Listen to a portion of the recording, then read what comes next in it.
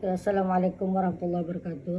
Kita masuk lagi ke pelajaran muamalat, sambungan yang ke surat 95, di mana tajuknya sana beberapa perkara yang berkaitan dengan sesuatu yang diwasiatkan. Jadinya kalau kita berwasiat, yang pertama masalahnya sana perkaranya dikira 1/3 daripada harta pemberi wasiat itu ialah ketika ia meninggal. Artinya kalau kita berwasiat, jangan lupa harta tu cuma 1/3. 1/3 anda boleh lebih, melainkan ada persetujuan saja baru tak boleh. Yang kedua, masalah sana perkaranya tidak disyaratkan supaya sesuatu yang diwasiatkan itu hendaklah diketahui. Anda perlu orang tahu apa yang diwasiatkan itu pada ketika wasiat itu berlaku. Oleh itu adalah harus suatu yang diwasiatkan itu tidak diketahui. Artinya lebih baiklah yang diwasiat itu jangan tahu orang tahu. Dan hukum wasiat itu adalah sah juga. Contohnya, contohnya tidak diketahui banyaknya seperti wang. Artinya dia berwasiat, tidak perlu diberitahu berapa jumlah wang itu.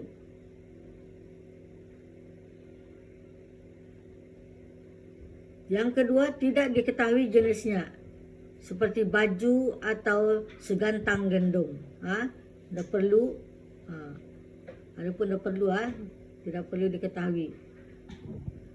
Ataupun di sini tidak diketahui sifatnya, seperti muatan binatang itu. Kalau dia berwasiat binatang, tidak perlu kita bertanya ke berapa muatan ke binatang itu, tidak perlu. Yang ketiga, yang seterusnya tidak diketahui mana satu seperti salah satu daripada 2 ekor kerbau. Tidak perlu diketahui kerbau mana yang akan diwasiatkan itu. Okey.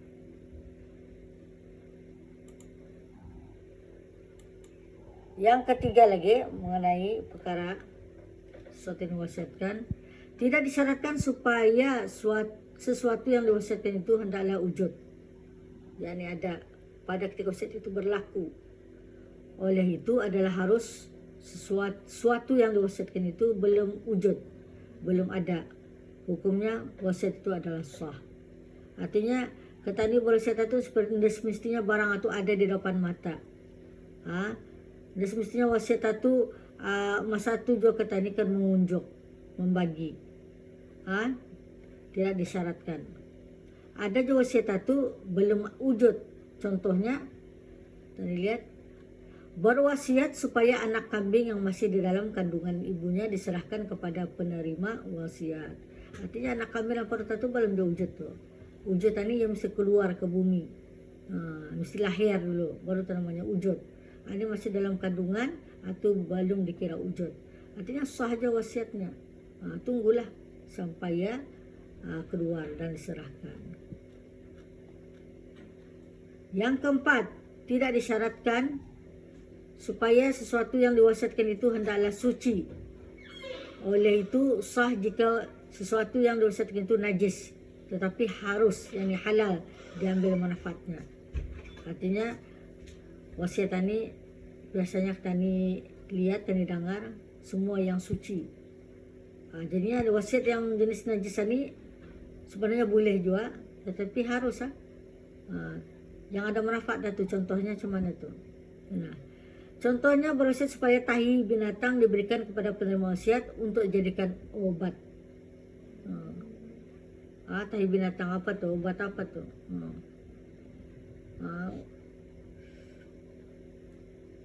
Obat sakit tapi bukan untuk dimakan, untuk diurapi boleh.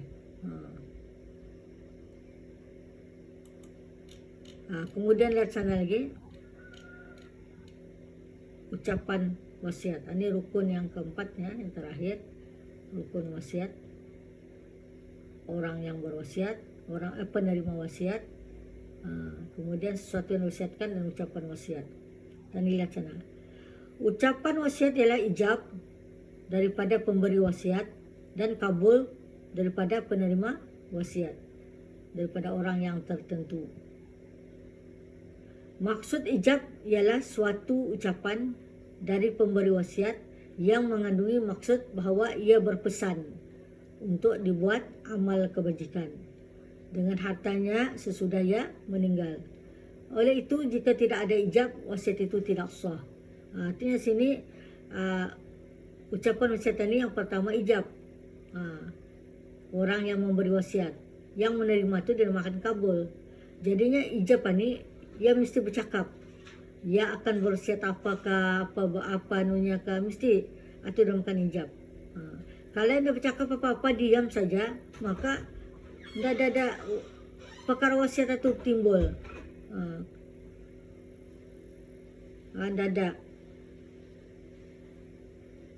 Tidak timbul bab wasiat itu, tidak ada tu. Kalau sudah ia diam-diam, dia punya bunyi, satu patah perkataan pun dia bercakap, atau tidak ada timbul perkara wasiat. Ini contoh ijab adalah seperti berikut. Ini lihat contohnya. 1. Aku berwasiat supaya anak angkatku itu diberi sebanyak RM2.000. 2. Berikan kepada si fulan uang sebanyak RM100 sesudah aku meninggal. Yang 3, rumah ini aku jadikan untuk rumah anak yatim sesudah aku meninggal. Yang 4, aku berwasiat supaya 10 buah Al-Quran itu diserahkan ke masjid.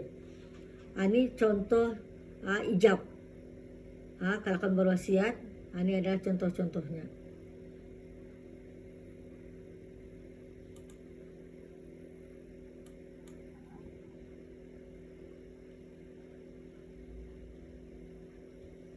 Kemudian yang keempat, jika di dalam wasiat itu tidak disebutkan perkataan wasiat, maka hendaklah disebut perkataan sesudah meninggal. Kalau anda nyebut wasiat, inilah perkataan sesudah meninggal ini pun sudah memadai, supaya ijab itu bermakna wasiat. Tetapi jika dalam ijab itu sudah disebutkan perkataan wasiat, maka perkataan sesudah meninggal itu tidak dikenakan, tidak payah lagi. Kalau sudah sabut wasiat sesudah meninggal itu tidak payah. Itu maksudnya. Seperti contoh tadi, tadi lihat balik contoh. Aku berwasiat. Mesti ada perkataan wasiat itu. Aku berwasiat supaya anak angkatku itu diberi sebanyak RM2.000. Itu contohnya. Kemudian sambung lagi, maksud kabul lagi. Maksud kabul ialah ucapan dari penerima wasiat yang mengandungi maksud bahawa ia menerima wasiat itu, dan ucapan itu dilakukannya sesudah pemberi wasiat itu meninggal. Kalau meninggal saja tadi boleh menerima. Selagi orang yang berwasiat itu belum meninggal, selagi itu ke tani belum dapat menerima wasiat. Artinya belum terjadilah, belum terjadi perkara wasiat ini. Yang keenam, tidak wajib kabul itu dilakukan dengan serta-merta. Bahkan ia dilakukan kemudian, yakni berlambat. Dalam pada itu, ahli waris hanya meminta penerima wasiat itu menyatakan pendiriannya sama ada ia menerima yakni kabul wasiat itu atau menolaknya. Jika penerima wasiat itu enggan menjawab, maka penerima itu dihukumkan sebagai menolak wasiat itu. Jadinya kalau orang meninggal ini, ada harta yang ditinggalkan karena wasiatkan, jadinya indah. Yang kita ni jangan terlampau bergagas. Santai-santai dulu, tenang-tenang dulu, orang bersedih-sedih baru meninggal, baru kita memikirkan bab wasiat. Atau maksudnya berlambat dulu. Dan satu lagi sana, beritahulah adakah wasiat ini yang diwasiatkan ini diterima ataupun tidak. Kalau menerima akan diproses lah. Macam mana? Kalau menerima akan diproses juga, tapi caranya macam mana lagi? Artinya kalau mau wasiat itu ataupun menolak, hendaklah dimaklumi lah, diberitahu. Kemudian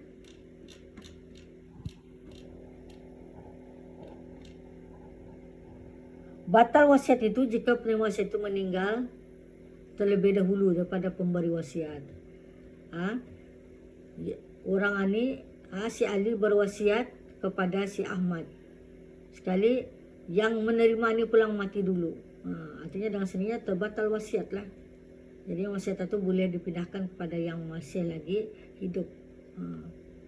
Yang ke-8, harus bagi waris penerima wasiat yang telah meninggal menyatakan sikap sama ada menerima yang dikabul atau menolak wasiat itu. Jika penerima wasiat itu meninggal selepas pemberi wasiat itu meninggal dan ia belum sempat menyatakan sikapnya, harus bagi orang menerima wasiat ini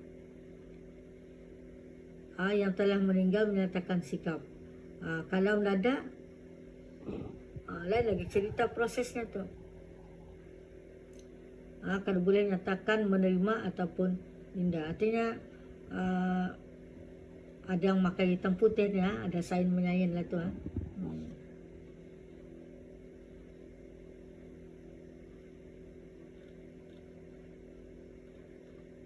Ada juga yang belum sempat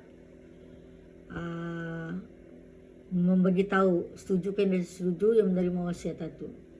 Itu ni yang akan diproses nih ke mahkamah kalau cuma tu. Okey, yang ke-9, tidak sah penerimaan yang dikabul atau penolakan daripada penerima wasiat itu jika ia dilakukan sebelum pemberi wasiat meninggal. Tidak sah, iaitu penerimaan atau penolakan daripada penerima wasiat itu jika ia dilakukan sebelum pemberi wasiat itu meninggal. Artinya tunggu meninggal lah orang memberi wasiat itu. Yang ke-10, jika pada masa pemberi wasiat masih hidup, penerimaan wasiat itu, penerima wasiat itu menolak akan wasiat itu. Kemudian apabila pemberi wasiat meninggal, maka penerima wasiat itu menerima yang dikabul akan wasiat itu, maka dalam ini sah kabulnya penerimaannya. Masa hidup tidak mau, contohnya nininya yang ini sakit, wang nenek kalau sudah nenek ada ambil takwa rumah ni, dah payah nek dapat nenek bagi rumah ni. Atu dia menolak, tapi sudah meninggal nininya, mau tiap itu ceritanya sah je. Kemudian ke-11, jika penerima wasiat itu telah kabul menerima wasiat itu pada ketika pemberi wasiat itu telah meninggal, kemudian ia berubah fikiran untuk menolaknya, dalam hal ini penolakannya itu adalah tidak sah. Karena proses satu berjalan sudah, namanya itu ada sudah dalam wasiat itu. Yang ke-12, jika penerima wasiat itu terdiri dari suatu pihak seperti anak yatim ataupun masjid atau semuanya, maka dalam hal ini tidak disyaratkan kabul, yakni penerimaan. Kalau bab suatu pihak ini ya ramai kan, bukan seorang, tidak berkendak, tidak disyaratkan kabul.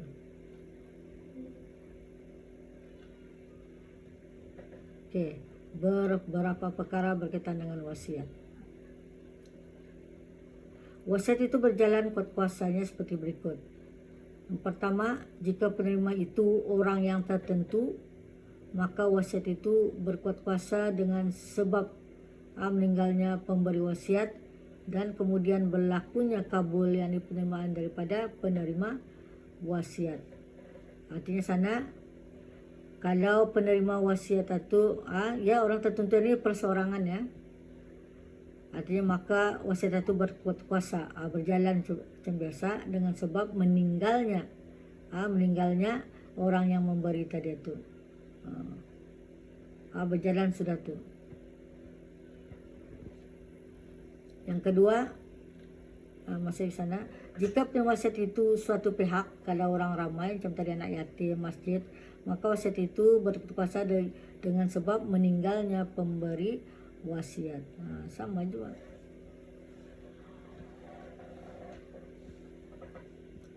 Artinya start berlaku wasiat itu apabila orang memberi wasiat itu meninggal itu berkuat kuasa.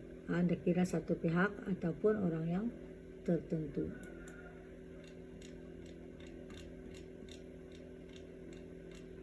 Yang kedua, pemberi wasiat diharuskan rujuk, mengambil balik wasiatnya. Contohnya seperti berikut. Pemberi wasiat ini dia belum meninggal, dia boleh menarik balik, dia jadi membagi wasiat arah cucunya yang pertama. Ia akan bagi wasiat arah cucunya kedua misalnya. Mula-mula ia menulis wasiat cucu pertama, indah jadi. Artinya pemberi wasiat diharuskan rujuk. Contohnya satu, ia berkata aku batalkan wasiat ini. Yang kedua, ia berkata aku ambil balik wasiat ini. Yang ketiga, dijualnya suatu yang diwasiatkan itu.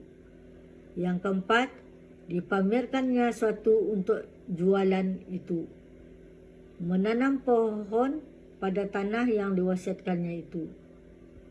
Membina bangunan di atas tanah yang diwasiatkannya itu.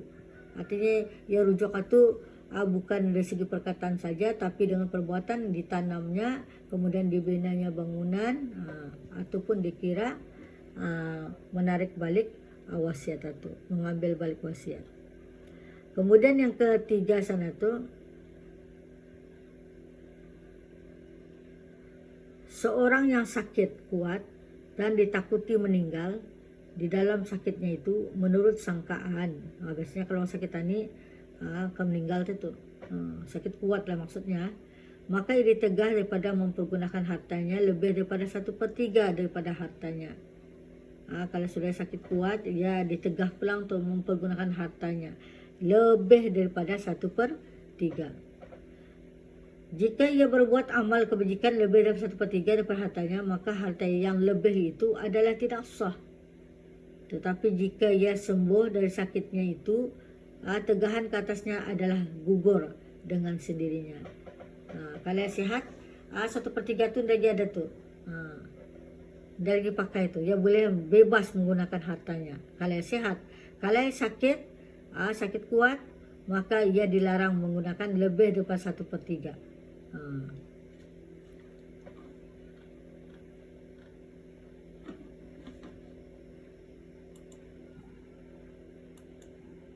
Yang keempat, jika pemberi wasiat itu berwasiat untuk memberi sesuatu yang diwasiatkan itu kepada 2 orang penerima wasiat, contohnya pemberi wasiat itu berwasiat supaya diserahkan uangnya sebanyak 200 ringgit kepada Umar dan juga kepada Zaid.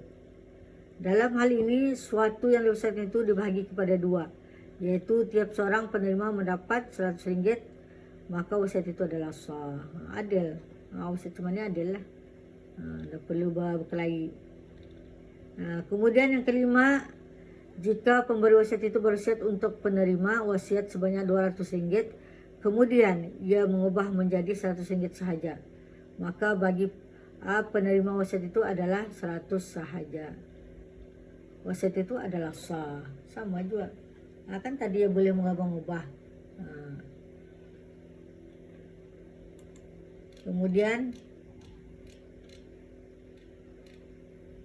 manfaat kepada mayat.